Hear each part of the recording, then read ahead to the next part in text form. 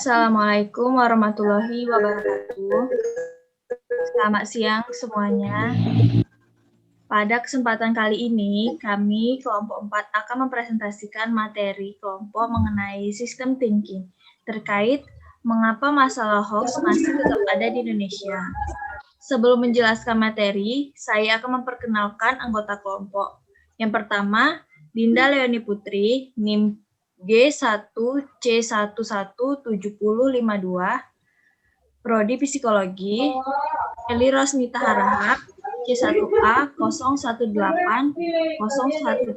Prodi Ekonomi Pembangunan, Indriani Setiawati, NIM C1A 018022, Prodi Ekonomi Pembangunan, saya sendiri, Irawati Ibrahim, NIM C1A 018042, Prodi Ekonomi Pembangunan, Tio Lestari Lumban Gaul, NIM C1A 018059, Prodi Ekonomi Pembangunan, dan Rio, NIM C1A 018114, Prodi Ekonomi Pembangunan.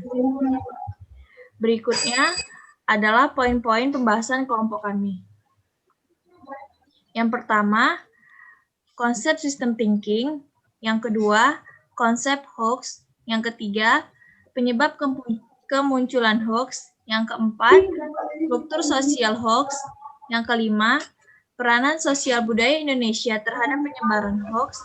Dan yang keenam, struktur sosial hoax. Baiklah, pembahasan pertama mengenai konsep sistem thinking akan dibacakan oleh Indriani Setiawati. Konsep sistem thinking, sistem adalah kumpulan dari beberapa komponen yang saling bekerja sama dengan menjalankan fungsinya masing-masing untuk mencapai suatu tujuan. Sedangkan cara berpikir sistem adalah salah satu pendekatan yang diperlukan agar manusia dapat memandang persoalan-persoalan dunia ini dengan lebih menyeluruh, dan dengan demikian pengambilan keputusan dan pilihan aksi dapat dibuat lebih terarah kepada sumber-sumber persoalan yang akan mengubah sistem secara efektif. Menurut Peter Senge, sistem thinking adalah suatu kerangka kerja untuk melihat keseluruhan proses, melihat hubungan saling keterkaitan, dan mengenali pola-pola daripada melihat potret terpotong-potong yang statis. Dalam memahami sistem, ada dua cara kerja sistem thinking yang umum dilakukan, yaitu pertama, proses analisis mempelajari bagaimana bagian-bagian dari sistem bekerja sehingga didapatkan hasil berupa knowledge mengenai kerja sistem tersebut. Yang kedua, proses sintesis melihat sistem secara keseluruhan sehingga mendapatkan hasil berupa pemahaman akan sistem tersebut. Konsep hoax. Pengertian hoax dalam bahasa Indonesia berarti berita bohong, informasi palsu, atau kabar dusta. Sedangkan menurut Kamus Bahasa Inggris, hoax artinya olok-olok, cerita bohong, dan memperdayakan alias menipu. Tujuan hoax. Hoax bertujuan membuat opini publik, mengirim opini, membentuk persepsi, juga untuk bersenang-senang yang menguji kecerdasan dan kecermatan pengguna internet dan media sosial. Tujuan hoax adalah sekedar lelucon, iseng, hingga membentuk opini publik. Intinya hoax itu sesat dan menyesatkan apabila jika pengguna internet tidak kritis dan langsung membagikan berita yang dibaca kepada pengguna internet lainnya. Selanjutnya akan dilanjutkan oleh Eli Rosnita. Baiklah, saya akan menjelaskan tentang penyebab kemunculan hoax. Disampaikan oleh Didi Haryadi, dosen Ilmu Komunikasi Universitas Mercubuana Yogyakarta, bahwa penyebaran hoax memiliki motif yang merujuk pada pertarungan dan kekuasaan di dunia maya. Ada 3 tujuan hoax yang disebarkan. Yang pertama, motif ekonomis. Yang kedua, motif ideologis atau politis. Yang ketiga, motif asal berbagi atau kesenangan. Menurut Nasrullah 2016 mengatakan bahwa media sosial merupakan media yang memiliki karakteristik khusus yang dipergunakan dalam berbagai bidang seperti jurnalisme, hubungan masyarakat, dan pemasaran termasuk politik. Adapun karakteristik media sosial adalah berjaringan, informatif, dan arsip, ada interaksi, gambaran simulasi sosial, dan isi informasi atau konten yang diproduksi oleh pengguna. Karakteristik ini pula yang menjadikan media sosial sebagai medium penyebaran hoaks yang paling mudah dan cepat. Karakter media baru inilah yang membuat penyebaran hoaks semakin masif. Wright dan Hinson berpendapat bahwa media sosial memiliki kekuatan pada user-generated content atau UGC, di mana konten dihasilkan oleh pengguna, bukan oleh editor, sebagaimana di institusi media massa. UGC yang tersebar melalui internet bertujuan untuk berbagi dan interaksi komunikasi hoaks di media sosial serta memfasilitasi percakapan di antara penggunanya. Semua komunikasi di media sosial merupakan bagian dari transaksi komunikasi yang terjadi melalui penggunaan dua atau lebih komputer, pesan instan, email, chatting, dan sebagainya. Biasanya disebut dengan jaringan komputer mediasi communication. Selanjutnya akan dijelaskan oleh Rio. Selanjutnya, struktur sosial hoax, di mana disampaikan oleh Silverman bahwa hoax dibuat untuk menarik harapan dan ketakutan masyarakat oleh penyebar hoax yang tidak terbatas pada kenyataan. Padahal seharusnya kenyataan memberi batas berita di mana yang bisa dibagi dan tidak ke ruang publik secara tanpa adanya penyaringan. Hasil penelitian Silverman juga mengungkapkan bahwa semakin rumor itu disebar, maka semakin masuk akal dan dapat mengubah pemikiran dan opini publik. Hal ini dapat kita lihat contohnya pada tren peningkatan hoaks menjelang pemilihan kepala daerah atau pilkada DKI Jakarta tahun 2017. Tren tersebut sudah menurun setelah pilkada usai. Pada pilkada 2017, kita dapat melihat bahwa banyaknya tren hoax yang ada membuat berita tersebut semakin tersebar dan semakin dipercayai oleh publik.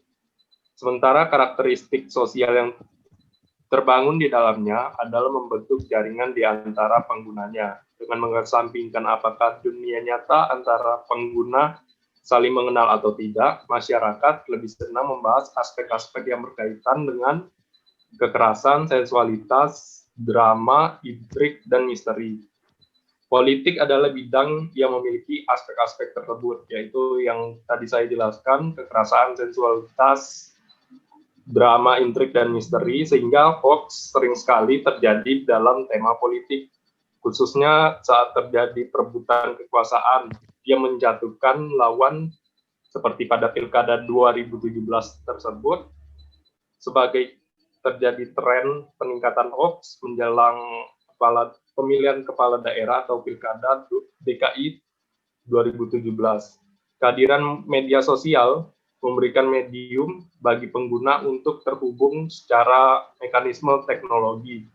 Jaringan terbentuk antar pengguna ini pada akhirnya akan membentuk komunitas yang akan saling memberikan dan atau meneruskan informasi ke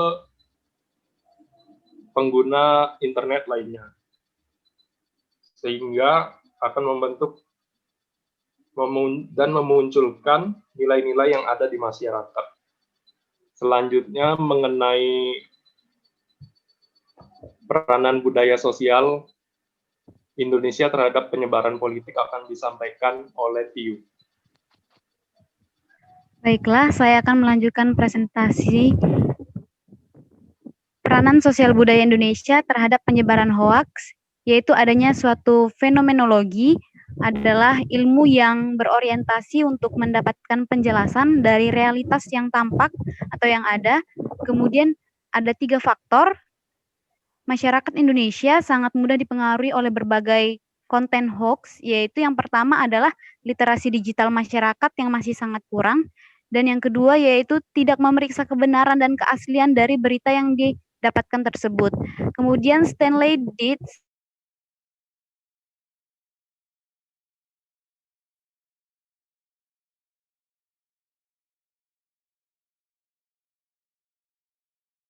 makna benda terdiri dari kekuatan benda dalam kehidupan seseorang. Yang ketiga adalah bahasa merupakan faktor masyarakat Indonesia tadi, adanya masyarakat Indonesia yang terlalu cepat dalam menyimpulkan suatu peristiwa yang terjadi. Selanjutnya,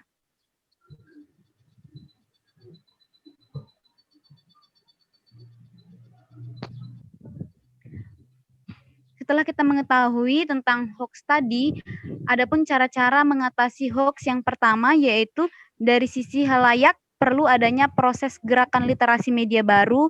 Hal ini sangat penting sebab tidak jarang banyak audiens yang tidak tahu apa-apa menjadi bagian dari penyebar hoax.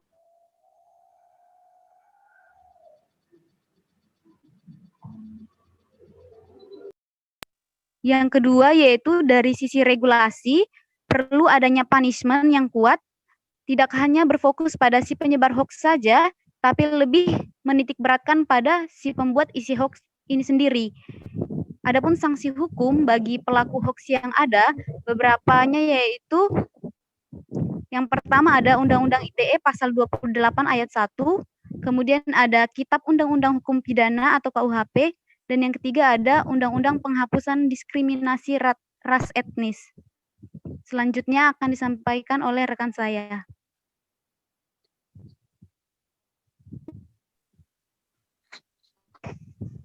Nah, apabila menjumpai informasi hoax, bagaimana cara mencegah supaya tidak merugikan orang banyak? Yang pertama itu ada untuk Facebook, yaitu gunakan fitur report status dan kategorikan informasi hoax sebagai hate speech, harassment, rude, threatening, atau kategori lain yang sesuai. Jika banyak aduan dari netizen, biasanya Facebook akan menghapus status tersebut. Nah, yang kedua untuk Google, bisa menggunakan fitur feedback dengan melaporkan situs dari hasil pencarian apabila mengandung informasi palsu. Nah, yang ketiga itu ada di Twitter. Twitter memiliki fitur report tweet yang melaporkan tweet yang negatif, demikian juga dengan Instagram. Terus yang selanjutnya, pengguna internet dapat mengadukan konten negatif ke Kementerian Komunikasi dan Informatika dengan melayangkan email ke alamat aduan konten @mail.kominfo.go.id. Selanjutnya, saya kembalikan ke moderator. Baiklah, terima kasih teman-teman semua. Dengan demikian, saya akan menyampaikan kesimpulan terkait pembahasan materi kelompok saya. Sekarang sudah kita rasakan kemudahan dan efisiensi yang ditawarkan media online. Dalam penggunaannya, menjadikan media ini menjadi wadah penyebaran informasi yang sangat berpengaruh pada masyarakat. Media online tidak hanya mengubah cara penyampaian informasi, tetapi juga mengubah cara masyarakat mengkonsumsi informasi tersebut. Saat ini, di Indonesia, sedang marak terjadinya peristiwa penyebaran berita palsu yang disebut hoax. Peristiwa penyebaran berita hoax ini sangat meresahkan masyarakat di Indonesia, karena banyak pihak yang merasakan kerugian atas peristiwa tersebut. Fenomena penyebaran berita hoax atau cybercrime menjadi salah satu ancaman bangsa yang perlu mendapat perhatian dengan literasi media. Literasi media saat ini sangatlah diperlukan dalam mengimbangi perkembangan teknologi informasi dan komunikasi dan meminimalisir terkena dampak negatifnya. Maka dari itu, kita perlu belajar dan memahami sistem thinking, sebab dengan belajar dan menguasai ilmu berpikir sistem, dapat menganalisa setiap masalah dalam penugasan secara ilmiah dengan efektif dan efisien. Adanya sistem thinking memberikan banyak manfaat antara lain, memberi pemahaman atas keterkaitan elemen-elemen yang mempengaruhi kinerja, menjadi bahasa bersama untuk berkomunikasi tentang struktur dan proses sistem, memetakan dan simulasi apa yang dipahami bersama. Sistem thinking juga menjadi fenomena dasar yang berkembang dengan memperhatikan interaksi dari berbagai yang berkaitan. Sistem thinking juga menjadi penyelesaian masalah dengan pendekatan antardisiplin dan bekerja sama secara sinergis. System thinking juga menjadi keterbukaan menerima hal-hal baru yang berkembang cepat untuk meningkatkan efektivitas dari keluarga dan organisasi. Tentu kita semua sudah tahu apa itu hoax. Hoax dapat menyebar dengan mudahnya di masyarakat, diakibatkan oleh beberapa hal, yaitu kemudahan menyebarkan informasi, di mana hal ini mengakibatkan berita-berita yang bersifat bohong yang mudah beredar. Untuk mengatasi masalah hoax dan penyebarannya, kita dapat berpikir dan bertindak dengan sistem thinking. Selain itu, kita tidak bisa hanya mengandalkan pihak-pihak tertentu saja, melainkan hal ini harus dihadapi bersama. Hal ini tidak terlepas dari kurangnya tingkat literasi di Indonesia. Sehingga, demokrasi secara sehat dengan menyampaikan kritik atas suatu konten hoax dan upaya untuk berpikir kritis mencari kebenaran suatu informasi sangatlah kurang di Indonesia. Dan untuk menindaklanjuti oknum-oknum penyebaran hoax, kita juga harus menyadari peranan setiap kita dalam mengatasi masalah ini. Hal ini dapat dilakukan dengan cara memanfaatkan sistem thinking tersebut. Dapat melalui fitur report yang ada pada media sosial, dan untuk yang skala lebih luas, bahwa tidak dapat dipungkiri masalah penyebaran informasi ini menyesatkan, tidak terlepas dari adanya perkembangan aplikasi demokrasi yang masif, globalisasi, dan meningkatkan kualitas akses internet, yang mana hal ini membuat negara Indonesia harus meningkatkan pertahanan dan melindungi negara dari perpecahan dengan meningkatkan perlindungan cyber melalui BSSN. Demikianlah presentasi dari kelompok kami mengenai sistem thinking terkait mengapa masalah hoax masih ada tetap di Indonesia. Sekian dari kelompok 4, lebih dan kurangnya kami mohon maaf. Wabillahi taufik wal hidayah. Wassalamualaikum warahmatullahi wabarakatuh. Bagi teman-teman yang ingin bertanya mengenai materi kelompok kami, dapat bertanya melalui kolom komentar di bawah ya. Terima kasih.